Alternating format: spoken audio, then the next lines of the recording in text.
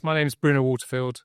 I'm the Brussels correspondent for the Times newspaper. And we're here to discuss politics in Germany. Is Germany ready for revolt? Are the Germans revolting, in fact? Get it? Germany is the most important country in Europe in many ways, not just because it's the biggest.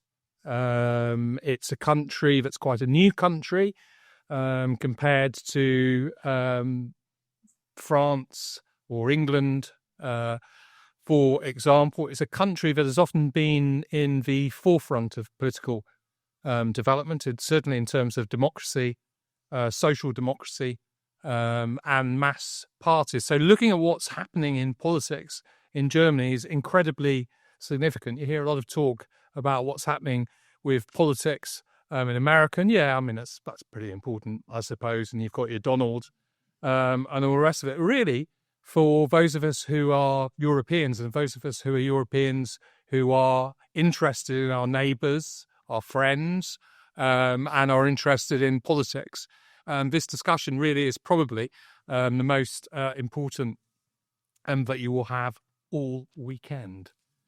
So let me introduce our speakers in the order in which they will speak. First of all, from Berlin, we have Sabine Beppler-Spahl. She is the chair of the Freiblickinstitut, a liberal institute. I probably mangled that. She's a German correspondent for Spiked website. She organises, and I've been privileged to speak at them once or twice, salons in Berlin that if you're ever passing through that great city and you see one of them is on, go to it. On my near left, I have Professor Ulrike Guérot. She's a best-selling author. She speaks 3 languages, only 3 languages, she told me. She's an expert on European democracy. She's got the French Order of Merit. She's travelled with the French president before. She's a think tanker. And she's also actually very courageous because she's faced considerable persecution, I think is the right word, for her views in the past. On my near right, I have Jochen Bittner. Have I said that right? Yeah, good. Ooh. He, like me, he's a journalist. He works for Die Zeit, which is a great news weekly, really is a great news weekly. He's the British correspondent, and you've been a political editor since 2001? Can I believe it? Yeah. Ooh, that's a long time. And he used to be in Brussels, so of course, Mates.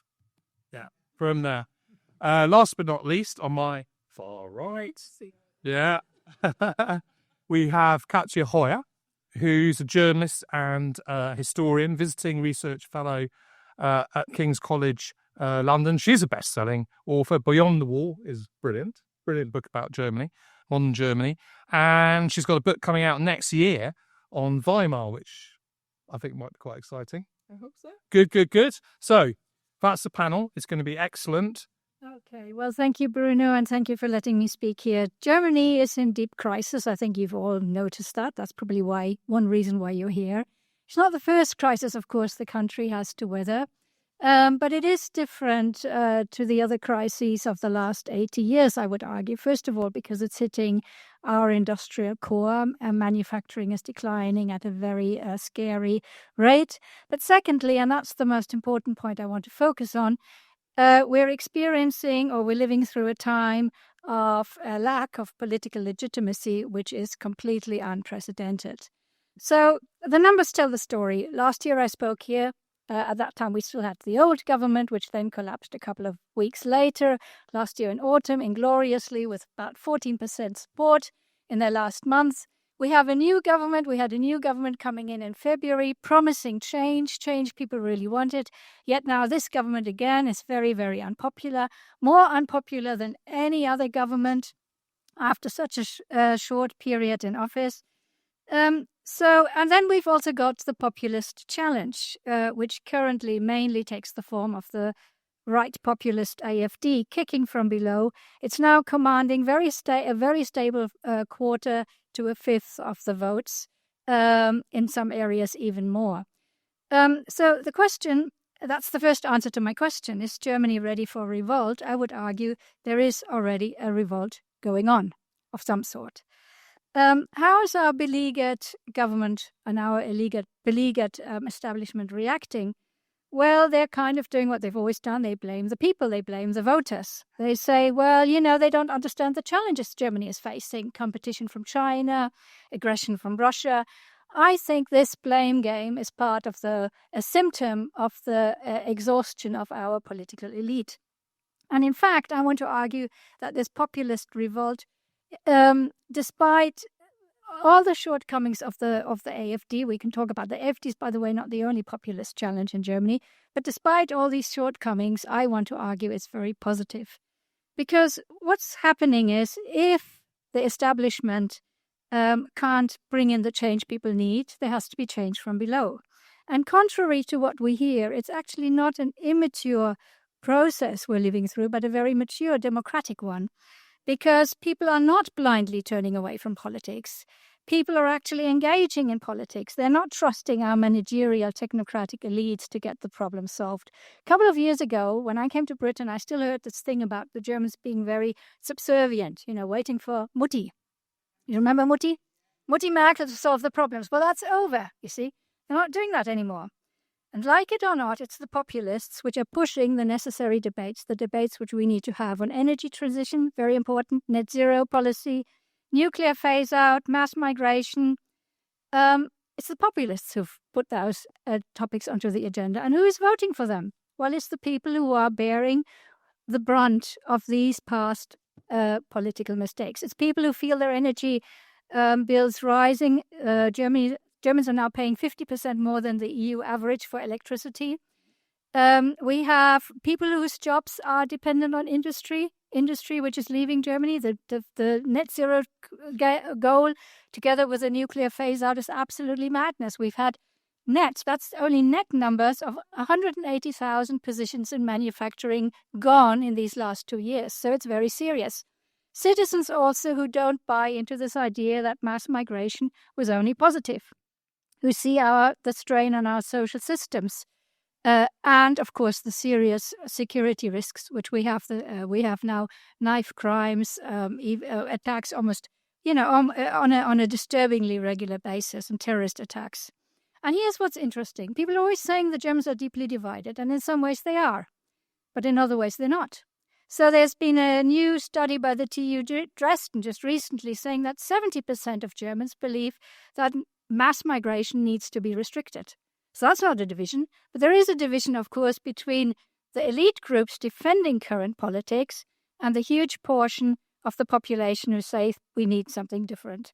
And how has our establishment reacted? Well, they have become more and more authoritarian. They've encouraged the revolt through their authoritarianism. They've started policing speech on social media. I hear social media is being blamed for Brexit and for all sorts of other nasty, naughty things which have been happening in Europe in these last years. So we need to police speech, they say. They've been passing or tightening laws, punishing speech, like the new 188 paragraph penal law prohibiting offence to politicians. Hundreds and hundreds of people have been indicted under this law. And they're threatening to ban the populist AfD, and they actually are banning some of its candidates, as happened recently in the southwest German city of Ludwigshafen, where the mayoral candidate was banned just weeks before the election. And there was a little popular revolt by a ridiculously low voter turnout. People were protesting this ban of this mayor, and some people scribbled, I heard, the name of the mayor onto their ballot paper.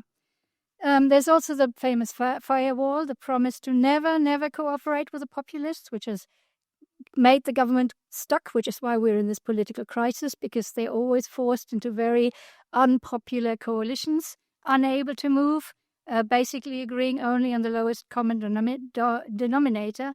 But that's not what we need. Germany needs courageous politicians who can afford or who are willing to confront our difficult situation, who will seriously work to win majorities, who trust people's intelligence to understand that people will understand the tough decisions which need to be made, and that these decisions can only be made and enforced with a democratic mandate. So just to conclude, and I don't want to be starry-eyed about the challenges we're facing, but I think what we're experiencing in this moment is the demand for a better politics and hopefully, by extension, also the creation of better politicians. I think that's quite important because this is a process. Who will these politicians be? They don't necessarily have to come from the AfD, though the AfD is getting, a lot of kind of pressure, and it's very likely that there might be new politicians coming through from the side of the AfD. I'm not sure about that, but whoever it will be will have to be under a lot of democratic pressure, and will have to be able to confront the challenge of our future. And this is my positive note to end on. That process, at least, is underway. Thank you. Thank you.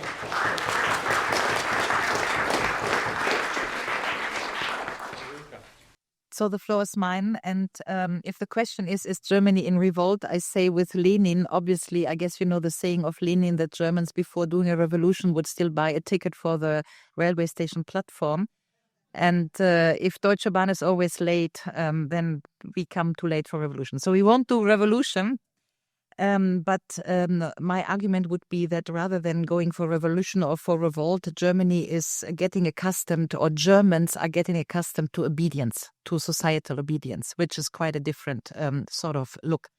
I give you 5 elements how this is operated, how this is done, with which instruments. The first instrument is disrupting the universities. I'm one of the professors cancelled. There are 60 professors which have been cancelled in the past 5 years in Germany with flimsy reasons, all about protests, whether they were against the war in Ukraine or Gaza or migration issues or whatever. But disrupting the university is one element. The second element is complicity between politics, media, and the courts, which is a sort of institutional hijacking. Nobody speaks up when these things are happening, basically disrupting the university. You should expect that there's a major outcry of of society, but it's not happening. So we are in dysfunctional systems in Germany with complicity between politics, media, and the courts. The third is an instrument of new regulation. There's a lot of, and Sabine has been mentioning some of them, but there's a lot of new legislation in place, which is basically making that critique of government starts to be treated as subversive action and action against the state. So we are no longer doing a difference between critique of government and critique of state, which is you become state enemy if you criticize the government. And if you go down the internet, you will find a couple of articles that I'm state enemy number 1. Look how the state's enemy of Germany look in these days. So obviously we are losing the ground of democracy when this is happening, because in a democracy, the wording of democracy is that you can criticize your government without being sanctioned. And this is no longer the case in Germany. Obviously, there's no open censorship in Germany, but there's cancellation, there's dismissal of universities, there's also dismissal of radio stations, of conservative moderators. There is silencing through algorithmic ceilings, there's shadow banning, and there's a closing of bank accounts. So there's a lot of measures which are subtle measures, which are just below the threshold of censorship, but which are quite effective. So what all this does is it's about educational measure, punish 1, educate 100. That's basically my case. I guess I have been educating something like 5,000 or 10,000 professors in Germany that they better do not do what I did, which is writing 2 best-selling books, which were not mainstream, and then I lost my job. So it's very easy to do this, punish 1, educate 100.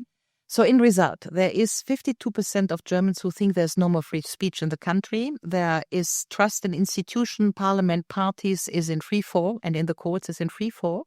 Figures are worse in the East than in the West. In the East, there is a sort of remembering of former GDR. That's what most people of the former GDR say. Oh, we know this. It's happening again, sort of thing. It's the joke that is running in Dresden or in Halle.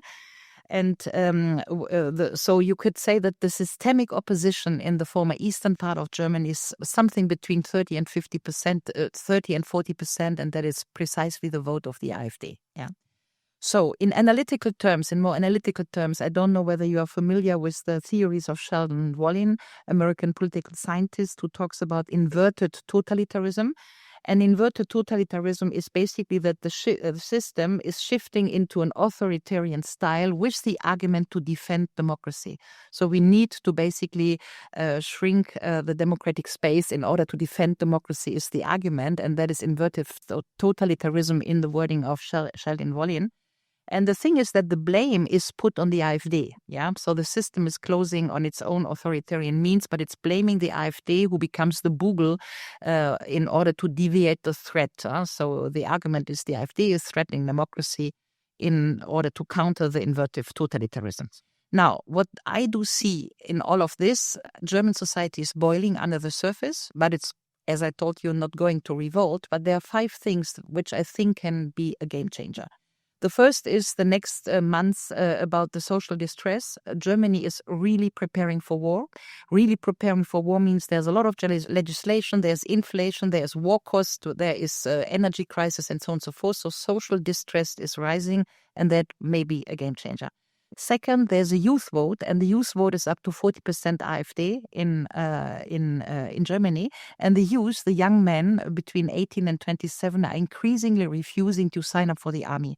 And that starts to be a real problem for a country that is now getting kriegstüchtig, so preparing for a war, but the youth is dropping out of the war. So there is that problem. The third is what Sabine also said, is the ban of AfD. It's legally prepared now, so you can clearly see that that's what they are going to do. But basically, silencing 30% of voters does not seem to be a good idea, in my opinion. So if ever there should be a ban of AfD, I think the country could be in revolt, because that would probably be the game changer to do so. Fourth, there is now a very interesting thing, which is that there might be new counting of the elections of the last election with the BSW, Sarah Wagenknecht's party. There were 9,000 votes probably wrongly elected. And if there is a re-election which is allowed, then the government would immediately be kicked off and change the government majority. And fifth, there is 5 forthcoming regional elections in last year, which will also be a game changer. So in essence, Germany won't do a revolt, but Germany will be collapsing like a house of cards before 27. Thank you.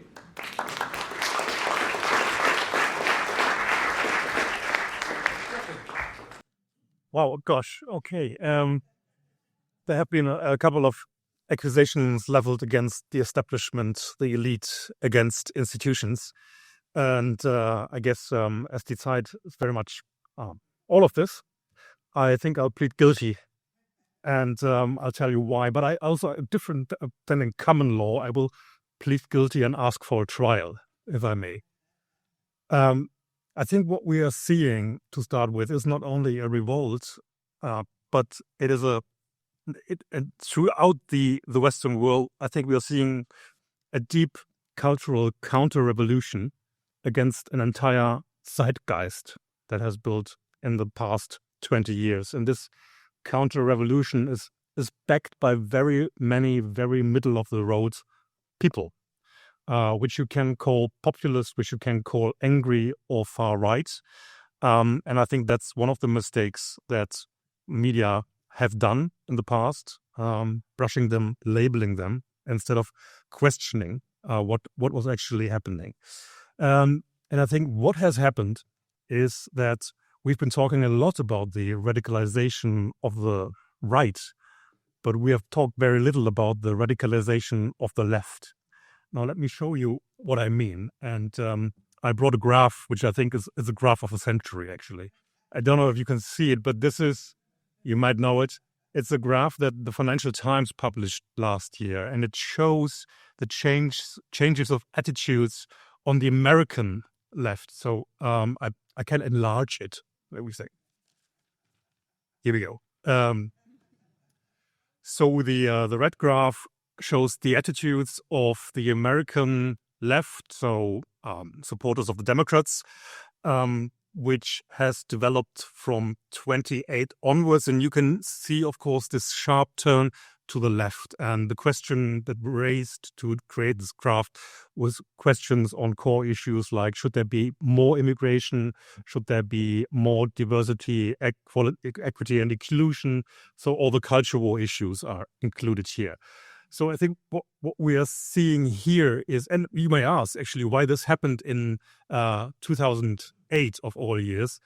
just a hint, the iPhone was invented in 2007, and the first social media apps hit the market in 2008. So that might give you a clue as to why this happened. So, and the point that I'm trying to make is that it was clear to many voters of Trump and to many voters in the Brexit referendum in 2016 already that they wanted to rebel against this development in the establishment, in institutions, in the elite. And instead of questioning ourselves in the media, we actually not only facilitated this leftward move, but we also supported it. And I think, and I include myself, I failed in a way to question this developing zeitgeist in many respects. I could give you a couple of examples. We can talk about migration. We never really made the crucial differentiation between immigration and mass immigration, which of course makes a crucial difference. We also always, increase the temperature, the rhetorical temperature on the climate debate. So what started with global warming became global heating. Then that wasn't enough. It became a climate emergency. And that was topped then by a climate catastrophe. And the effect was that, of course, there was a kind of chilling effect on scientists who would advocate for a more sober view on things. And I made the experience myself, when you try to invite climate scientists who would say we are not doomed, humanity is not going south during our lifetime. They were very reluctant to speak out because they didn't want to be blamed by their peers for downplaying things. Same is true when it comes to the issue of transgender rights. I mean, you had this debate here in the UK about this fairly uncritical affirmative approach towards young people with gender incongruence. But actually, in Germany, it was a very, very stiff climate, and we were reluctant, we were fearful to talk about the harm that was being done to young people. I could give you more examples, but the thing is that the nasty side effects of all those non-debates or insufficient debates was that the supposed liberal camp that's I'm a classic liberal, I would say, so I count myself into this camp, has in the eyes of many voters grown into something that we as liberal institutions try to accuse them of. We suddenly are being regarded as the authoritarian camp because we stifle debate. So, and I think what Trumpism shows, what the rise of the AfD in Germany shows, that what we actually need to get back on a better track is, self-confident, credible institutions again, in editorial offices, in universities, in parties. Institutions that defend principles of enlightenment and reason against, I would say, neo-religious dogmas. And our main task, the task of the fourth estate, if you like, would have been to question the zeitgeist. And I fear that unless we restore the faith in our institutions, we will even see, building up more resistance against what we should against the liberal camp. And I tell you something, I think we will need the liberal camp. We will need a powerful, credible, respectable left even more in years to come. And I think that's what we should work on. So the antidote to AfD and Trumpism, I would say, and I conclude with this, is make free-spirited institutions great again. Thanks.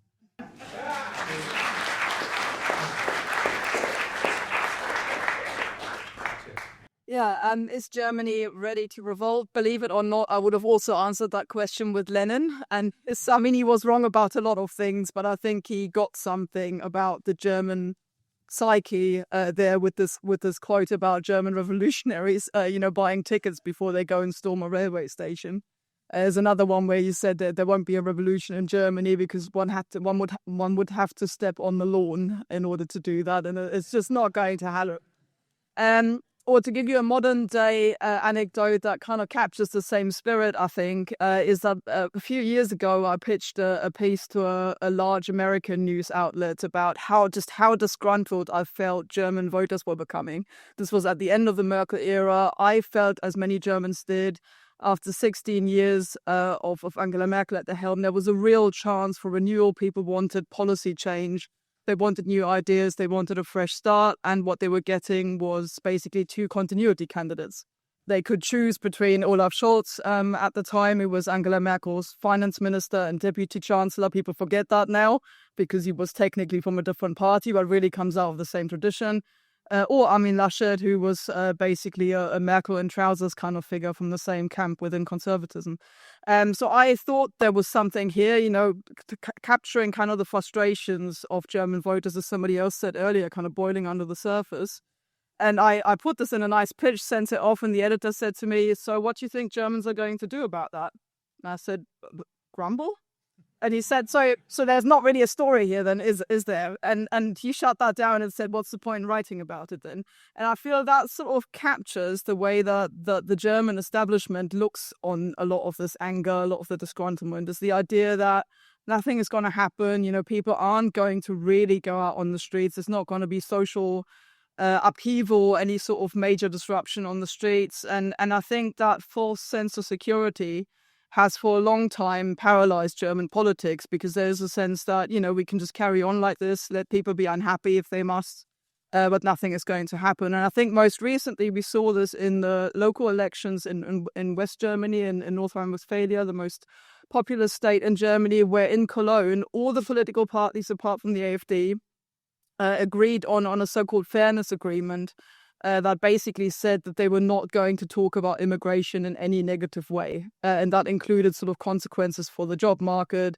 social integration. I mean, that's just an absurd thing to call that a fairness agreement, to use the issue that in every single survey comes out as, together with the economy, as the top issue that concerns Germans. We've heard the figures, 60-70% each time you ask people want less immigration in Germany.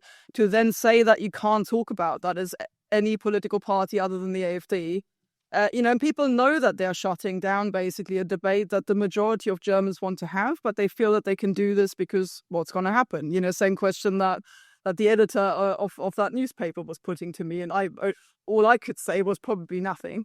And I think that's part of the issue. And when you look at the way, take the economy as another example, if you want to use a different one from immigration, most Germans feel that there's a real crisis with the established German model that has worked so well for Germany, for West Germany, since 1949, effectively going back to this mercantilist thing of we're the world champions of export and all the rest of it. That's breaking down now. That doesn't work in the same way anymore. It frightens people. So when you ask them, do you think the economy is in a good way in Germany? Only 9% of people said in a survey this week that they felt the German economy is in a good state. 9%. Ask the same group of people how they feel about their own economic situation, and 60% will tell you that it's good. And that discrepancy is the exact problem. People understand on an abstract scale that there is a big issue there, but they're not going to do anything about that, all the while that their own situation is still comfortable enough to not be angry or to not be outraged at the things that happen in Germany. I mean, energy policy, for example, every single person involved with the economy in the vaguest sense in Germany will tell you it's a huge, huge problem. You've got the third largest economy in the world relying on imports, effectively, on imports of gas. So Germany has got 60-70% of its energy usage overall is imported. That's way larger than most of the other European countries. That's a huge problem. Why does nobody talk about it? Because after we've basically tried to wean ourselves off fossil fuels from Russia. There was a big scramble. People bought LNG basically from all over the world. And it masks the effect of this because the gas storage is full again, but it's full because that scramble for LNG happened. It's really, really expensive. And instead of kind of passing this on direct to the consumers, that happens as well. So, we've heard basically energy prices are very high. But at the same time, there are state subsidies basically underpinning the system. So it's not like you're going to walk into your house and think the light isn't going to come on. But it is all a paper-thin veneer now of stability. And I think all the while that's in place, you're not going to see outrage. Germans aren't like the French. They're not going to go out and set cars on fire. Every time somebody suggests a change to the pensions. And yet, I think what happens in the establishment is partially this kind of feeling that nothing's going to happen. On the other side, a fear that it might. And so they go down to a kind of consensus politics. Let's not argue. Let's come up with the lowest common denominator, tweak things here and there. And people still feel a sense of frustration that nothing major is changing, that they can't opt for policy change. And I think so the revolt comes quietly. It basically comes in the form of voting. It's a safe thing to sit in the voting booth by yourself and put your little revolt on the piece of paper. And that's what's happening now, I think. But what you're not going to see, I think, is mass demonstrations on German streets. Thank you. Right.